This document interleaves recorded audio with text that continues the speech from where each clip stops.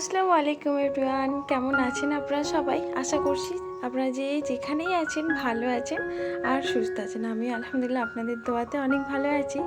আর আমাদের এখানে প্রচণ্ড হারে বৃষ্টি হচ্ছে। বৃষ্টি মানে একটা সুন্দর মৌসুম, অনেক সুন্দর। তবে কি জানেন তো, তাই সকালবেলা উঠেই ছুটেছিলাম যে ছাদ বাগানের গাছগুলো কোনোটা বেশি জল জমে গেল কি না, আর কোনটা যদি উল্টে থাকে সেটা গাছের জন্য অনেকটাই খারাপ হবে। ঘুম ভেঙে যখন আমি ছাদে উঠি আর এইসব গাছগুলোর সাথে যখন আমার খুব কাছাকাছি একটা স্পর্শ হয়, তখন আমার অনেকটা ভালো লাগে। কি বলুন তো, তার থেকে এই যে ফুল গাছের কতগুলো ফুল ফুটে, আমি সেই সবগুলোই আমার দেখতে, আমার টাচ করতে। ফুল আমি কিন্তু খুব প্রিয়, আমার কাছে খুবই ভালোবাসি। ফুলগুলোতে হাত দিই, তারপর আপনাদের সাথে ভিডিও শেয়ার করি। আপনারাও ভিডিওতে অনেক বলেন যে ভালো লাগে আপনাদের ছাদ বাগান, তখন আমার না মনের মধ্যে একটা সত্যি অনেকটা আনন্দ ফিল হয়। আর কি জানেন তো, বর্ষাকালের মানে গাছগুলোতে অনেক নাইট্রোজেন থাকবে। বর্ষার পানিতে যেরকম নাইট্রোজেন থাকে, গাছেতেও প্রচণ্ড পরিমাণে নাইট্রোজেন তৈরি হয়।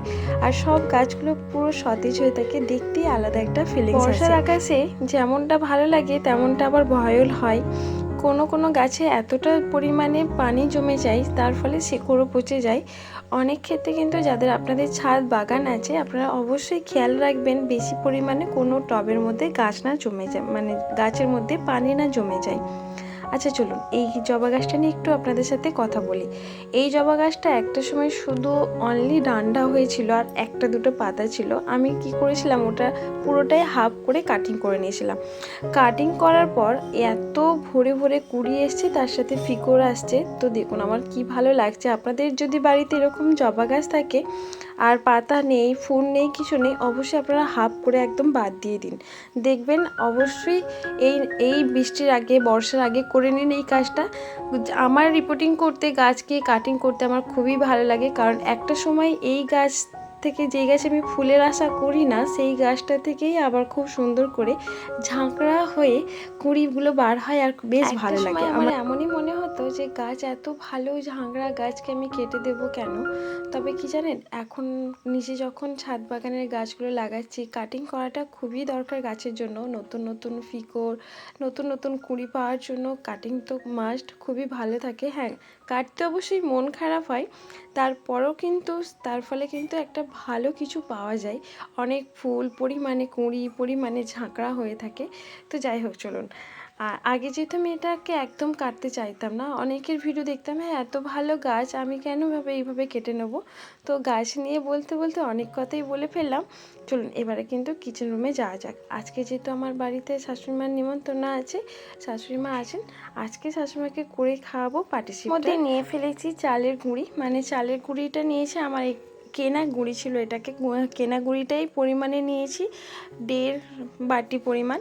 হাফ বাটি নেব সুজি, তারপরে আমি নর্মাল জল দেব, কারণ শীতকাল হলে মাকে দেখতাম ভাতের ফ্যান না হলে একটু যেটা গরম পানি দিয়ে এই ব্যাটারটা তৈরি করতো। এটা একদম যেহেতু নরম হবে, আমি হাত থেকে না গুলে এই যে মিক্সচারটা ব্যান্ড করা যায়, এতে দেখতে পাচ্ছি খুবই টাইট হয়ে যাচ্ছে। পরিমাণে যেহেতু অনেকটা আটা হয়ে গেছে, তো একদম ঘুরছে না। একদম পাতলা হলে পারে এই ব্লেন্ডারটা ইউজ করতে সুবিধা, তাই আরও বেশি করে পানি দেওয়ার পর এটাকে, যেহেতু এই ব্যাটারটা পাতলাই টাইপের হয়, তারপর হাত থেকে এটাকে ব্লেন্ড করাটা খুব ইজি। অ্যাকচুয়ালি এটাকে নরম বা পাতলা জাতীয় জিনিসকে ঘুরতে বেশি হেল্পফুল। আর এটাতে হচ্ছিল না, আমার বারে বারে আটকে যাচ্ছিলো, চেষ্টা করছিলাম। আস্তে আস্তে ও থেকেই করেছি, কিন্তু বেশি পানি দেওয়ার পর। তবে আমি অবশ্যই ধ্যান রেখেছি যাতে বেশি পাতলা না, তবে একদিকে আমি খেয়াল রেখেছিলাম যেন ওটা পাতলা বেশি না হয়ে যায়, আর সেরকম পাটিসাপটার মতোই যেন থাকে। তো আস্তে আস্তে এটাকে আমি ব্লেন্ড করে নিয়েছিলাম। এর মধ্যে পরিমাণ মতো লবণ দিয়েছি, হালকা করে চিনি দিয়েছি, আর নর্মাল পানি দিয়েছি। তাতে অনেকটা ভালো হয়েছিল। মাকে দেখতাম কম সময়ের মধ্যে, খুব অল্প সময়ের মধ্যে এটা তৈরি করে ফেলতে। তো আজ আমি করলাম অনেক দিন পর। এটা বড় আপনি খুব ভালো পারে। আজকে আপনাদের সাথে পার্টিসিপটা কিভাবে করছি সেই সবই ভিডিও আজকে শেয়ার করলাম। বেশি বড় লং ভিডিও শেয়ার করতে পারলাম না। যাই হোক, আপনারা আমার ভিডিওটা অবশ্যই শেষ পর্যন্ত দেখবেন। আর আমার ভিডিও আপনাদের কীরকম লাগে অবশ্যই কমেন্ট বক্সে কমেন্ট করে যাবেন। অবশ্যই আমি আপনাদের পাশে আছি।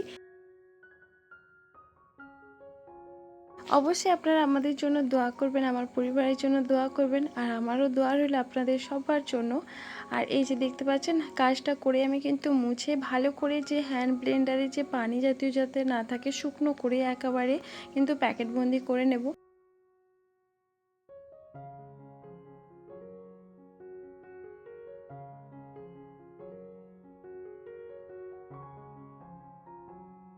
ফার্স্ট কিনে ইউজ করলাম, বেশ ইউজফুল, বেশ ভালো। তবে এটা আমার কাছ থেকে আমি এটা একটা শপিং মল থেকে নিয়েছি, এটা কোনো অনলাইন শপিং করি না। এটার দাম নিয়েছে, এমআরপি দেওয়া আছে 249 টাকা, তবে অফার ছিল যেহেতু শপিং মলে, সেটা নিয়েছে 149 টাকা। বেশ সুন্দর একটা জিনিস।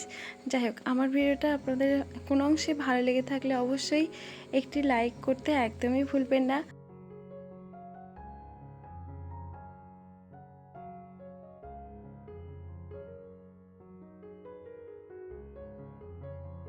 পাটিসাপটাটা করতে গিয়ে আমি অনেক ঝামেলায় পড়েছিলাম। কি জানেন তো, মাকে সবসময় দেখতাম মা এই পাটিসাপটা করলে পারে চুলোয় বা উনানে করতো, সেখানে বেশ ভালো হতো।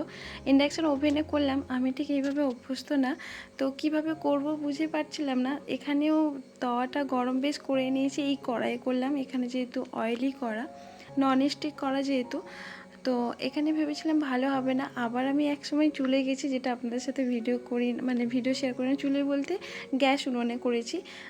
ইন্ডাকশান ওভেনে একদমই পাচ্ছিলাম না, খুব ধিমিভাবে চলছিল, আর আমি উঠাতে পারছিলাম না, কাঁচা কাঁচা ছিল। তো যাই হোক, আমি অনেক কষ্ট করেই কিন্তু সবগুলো উঠাতে পেরেছি। শেষ পর্যন্ত দেখলে আপনারা বুঝতে পারবেন, তবে খুব সুন্দর করেই হয়েছে। আমি এই পাটিসাপটাটা করতে গিয়ে 3টে কড়া হেরফের করেছি, একটা লোহার কড়া যেটা আপনাদের সাথে শেয়ার করি না। লাস্টে দেখলাম আমার কিন্তু এই ইন্ডাকশান কড়াটাই বেটার ছিল, তো সবেতে আটকে গিয়েছিল, পরে আবার ক্লিন করে ধুয়ে নিই। যাই হোক, আপনাদের সাথেও শেয়ার করেই ফেললাম। আর ইন্ডাকশান ওভেনে এটা আমি একদমই করতে পারছিলাম না, যায় না কিছু, মানে টেম্পার খুব কম লাগছিল, তাই এই যে আমি উনানে শুরু করলাম। আর এই হচ্ছে আমার পাটিসাপটা তৈরি করা।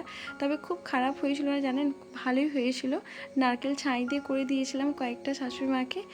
যাই হোক, অনেক কথাই আপনাদের সাথেই শেয়ার করে ফেললাম। আপনাদের যদি আমার ভিডিওটা কোনো অংশে ভালো লেগেও থাকে অবশ্যই শেষ পর্যন্ত দেখবেন। আর পারলে আপনাদের কাছে একটা রিকোয়েস্ট, অ্যাড সহ দেখে দেবেন। সবাই ভালো থাকবেন, সুস্থ থাকবেন। আল্লাহ হাফেজ, আবার দেখা হবে।